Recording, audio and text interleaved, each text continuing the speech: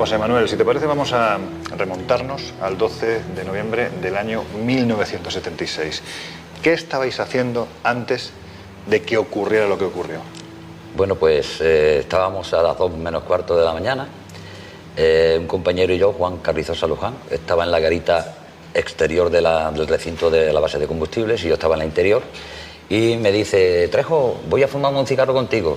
Y yo le dije, digo, no vengas para acá porque hay un comandante de día, es bastante serio, si nos coges juntos y nos falta un cuarto de hora para salir de la guardia, para que nos releven, pues espérate un ratito ahí y tal. Y en esto, pues en el intervalo de estas palabras, pues ocurrió un ruido extraño, como un siseo en el aire, y posteriormente, espontáneamente, una explosión de luz violeta que iluminó. Allí había una alameda de eucaliptus y las hojas eran rosas. O sea, el verde del eucalipto, de esa luz, se transformó en rosa, de la luminosidad. Y todos nos reunimos en el centro para intentar de comunicar con el cuerpo de guardia, que estaba aproximadamente a 1 kilómetro, y que para dar novedades, o que nos dieran novedades de que era aquello, actuar, ¿no? Claro, porque date cuenta que estábamos acuartelados, hacía un año que había muerto el dictador, y esto pasó el día 12 de noviembre, un año exacto.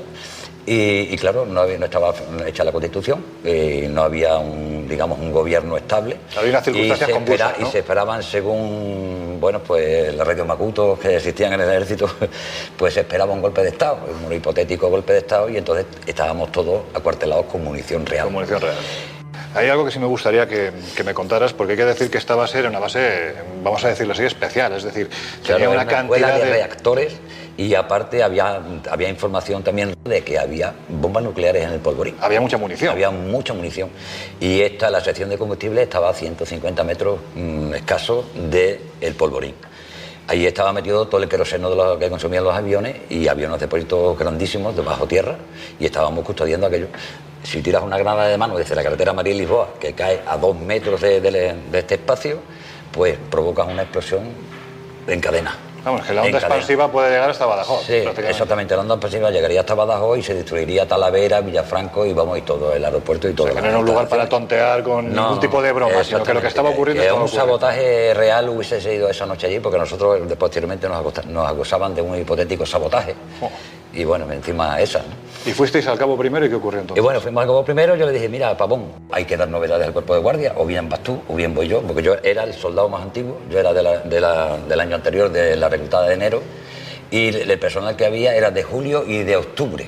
Entonces, que había de los que dispararon, había 2 que habían jurado banderas hacía 15 días. Y aún así hay que decir que tenías 19 años. Y yo tenía 19 años. Muy jovencito. Claro. Entonces él te dice que no él no va, vas tú. Claro. ¿Y qué ocurre? Bueno, pues yo cojo al del perro, el guía del perro, porque conocía al perro. El perro era una protección hacia nosotros porque nos podía indicar de cualquier peligro. El radioteléfono colgado. Y bueno, nos cogemos y el perro nos lleva en dirección contraria a donde nosotros queríamos ir.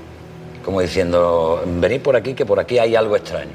Y entonces pues hicimos un poco de caso al perro, y el perro nos trajo a unos 50 metros en dirección Badajoz, donde había una garita en construcción. Bueno, el perro nos coge y nos introduce en una alameda que había bordeando toda la pared de la base por el interior, de eucalipto, que estaban con el objetivo de camuflar las pistas de aterrizaje de los aviones, que no se viesen desde la carretera. Desde fuera. Entonces, el perro nos introduce en la alameda, y cuando estamos aproximadamente, la alameda tenía una anchura de unos 30-40 metros, y cuando estamos más o menos en el centro, ahí se produce un tornado de aire. Un tornado de aire, ya digo yo, cargar las armas, que aquí hay algo, nos arrastraba a todos, el perro dando vueltas a nuestro alrededor en posición de defensa, y entonces, bueno, pues aquello, le digo, duró 15-20 segundos. Que perdona, hay que decir que los perros, cuando advierten algún peligro, empiezan a girar alrededor. En protección, claro, protegiendo. Entonces se produce el torbellino, ¿qué ocurre? Y bueno, pues aquello duró 15-20 segundos, no lo puedo calcular porque a mí me pareció mucho tiempo. Claro. Cuando aquello paró, yo me quedé mirando quedaba a mi derecha la pared de la base, que tenía unos 2 metros y pico, cerca de 3 metros de altura, y veo un resplandor hacia mi derecha. José Hidalgo estaba a mi derecha y los otros estaban a la izquierda. O sea que yo estaba prácticamente en el medio del ángulo de tiro de los que estaban detrás y el individuo. Yo estaba en el ángulo y José Hidalgo estaba a mi derecha. El perro, cuando vio aquello, pegó un salto para atacar y salió despedido por encima de nosotros. ¿Cómo era exactamente aquello que viste? Pues aquello que vi fue una figura humanoide. Yo presumía los brazos un poquito más largos de lo normal, como si fuese bracilargo. Sí. Estaba suspendido en el aire unos 50 centímetros. No se le veía el final de las botas, se le veía la caña de una bota, Sí. especie de una bota metálica o algo así. El caso es que todo su contorno y todo su traje despedía una luz fosforescente verde, Verde. como la fosforescencia del pescado de noche. ¿Y qué envergadura podía tener? Bueno, pues yo le calculo aproximadamente unos 2,90 metros, 3 metros de altura. 3 metros de altura. Estaba suspendido en el aire, como digo, y estaba con los brazos semiabiertos. Cuando el perro atacó, saltó por encima de nosotros y entonces ya yo creo que los demás ya tenían la intención de disparar o tenían el dedo en el gatillo. El caso es que en ese momento el individuo juntó los brazos y yo recibí una descarga en el pecho. Me caí hacia adelante sin hacerme daño y cuando toqué la cabeza con el suelo, todavía 2 balas en el aire me tocaron el pelo. O sea, que empezaron a disparar. Empezaron a disparar. Claro, yo eso ya no lo vi porque yo me quedé en el suelo, pegado al suelo, como si pesase 4.000 kilos. No podía mover ni un dedo y tan solo pude moverme ya cuando terminaron los disparos. Como si te hubiera pegado una descarga eléctrica. Y hubiese quedado pegado al suelo y no me pudiera levantar. Yo intentaba levantarme y entonces empecé a escuchar, cuando terminaron los disparos, no lo toquéis que está muerto, no lo toquéis que está muerto. O sea, mis compañeros pensando que que a mí me había fulminado. Y entonces yo quería decir, cabrones, que estoy vivo, que estoy vivo, pero no era capaz de responder ni reaccionar. Ya a los 8 o 9 segundos ya empecé a mover las manos, ya empecé a que mi cuerpo no pesase y ya me vieron moverme y me incorporaron, vomité, me oriné. Y aquello había desaparecido, ya no estaba. Y aquello yo, después me lo dijeron mis compañeros, dice, desapareció como cuando apagas la televisión y se controla un punto. Sí. Pero a la inversa, una inflamación y una desinflamación. O sea, y se controla en un punto y desapareció. ¿Cuántos disparos se produjeron esa noche? Pues se dispararon 3 cargadores de 40 balas de la Z-62. 3 cargadores de 40 balas. De la Z-62. Estamos hablando de 120 balas. Una de las armas, la de Juan Carrizosa, se encasquilló y no disparó ni una sola. Yo tampoco tiré ningún tiro, no disparé en ninguna ocasión. Cuando yo vi aquello, lo primero que me sé es que aquello era superior y que tenía que estar quieto esperando acontecimientos. Y entonces no me moví. Con lo cual entiendo, José Manuel, que el suelo tuvo que quedar lleno de casquillos. Claro, eso tuvo que estar. Y los impactos de bala en la pared. Claro. No ha aparecido al día siguiente ni un impacto de bala en la pared, ni un casquillo en el suelo, con 50 o 60 soldados revisando el terreno y viendo, inspeccionando. O sea, era como si el ser fuera lo que fuera. Tan solo se vieron botellas de vidrio derretidas en la zona donde habíamos estado en el remolino.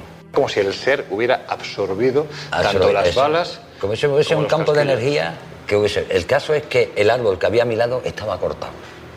A mi lado, en mi ángulo de tiro, había un árbol que estaba cortado por los disparos. O sea, era el único testimonio de que las balas habían salido de... Sin embargo, no llegaron a su destino las balas. Esto además hay que decir que este caso forma parte de uno de los expedientes desclasificados por el Ejército del Aire, de los más conocidos, pero incluso los expertos dicen también que de los más manipulados, sí, porque no se cuenta la verdad. Bueno, y yo a partir de ahí, pues empecé de ese día, esa noche me ingresaron en el botiquín, al día siguiente al calabozo, todos los que habíamos sido testigos del tema, y a dibujar lo que habíamos visto, a declaraciones juradas. O sea, hubo un interrogatorio. Un interrogatorio en toda regla. Todo hay que decir antes de ir a eso, José Manuel, que 20 días después entraste en coma. Sí, aproximadamente 20 y tantos días después, yo estuve aquí en el hospital militar 2 semanas. José Manuel, a mí me gustaría, antes de terminar, que me hicieras una reflexión personal, porque entiendo que cuando alguien vive lo que tú viviste, la vida ya no puede volver a ser igual. ¿Qué crees tú que era ese ser que apareció ante vosotros y de dónde procedía? Lo que yo vi ahí no volvió nunca más a ocurrir. Era un vehículo que no existe en este espacio-tiempo.